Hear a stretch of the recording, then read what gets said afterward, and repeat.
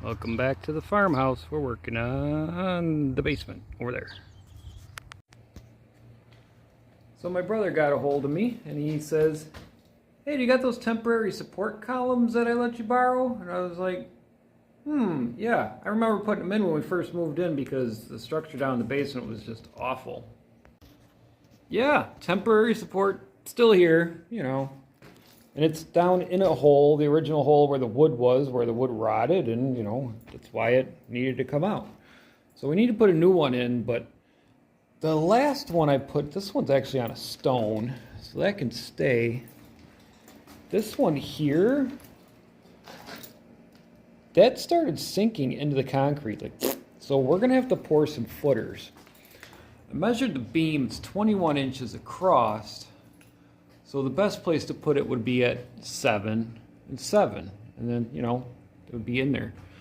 So this one's probably going to be about here. What I'm going to have to do is, the temporary support could probably, no, because I'm going to be digging that out. So I'm going to have to put another support in here and over here just to hold that so I can dig this out. So I'm going to get the jackhammer, bust that out, and dig a hole. So I got some temporary supports in. Yeah, they're 2x4 screwed together to make a 4x4. There's no load up there. We're not living up there. That's the saloon. Maybe there's a couch over there. But really we're just holding up this main beam and, you know, knickknacks. I mean, this beam over here is holding up some of the workshop. That's about it.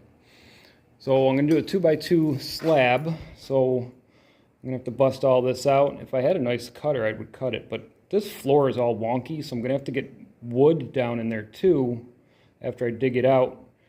That way I can level it off. I don't even know how I'm going to do this. They poured this cement so thin. It's probably a ½ an inch in some spots, 3/4 at its thickest. So this is all pretty much hollow. It's garbage. I mean, you can see that these are just sinking in, so I got to get all this up. I'm just using my little jackhammer, and then I hit it with the hammer and it's coming out. And then I'll scoop it up with the shovel. Good news, bad news time. These guys knew what they were doing when they built it. There is a massive stone in the ground, and that thing's deep. If I were to get this out, I'd probably have to dig up the rest of this, haul this sucker out, get it out of my house somehow. So that ain't going nowhere. They just poured slab over it, which was ridiculous. My 7 feet is right here. They were right here where I am now, so I'm good. Bad news, I dug a hole for no reason. Oh, bad news, I don't have a new lolly column. So I gotta get a lolly column, put that in there so I can take this out. And then this last one over here, I think the old one was there, so I don't even know if the stone's going to be there. That looks about right. Yeah. Maybe I'll just like dig around in there and see what's going on. I don't want it lower. Yeah, I don't know.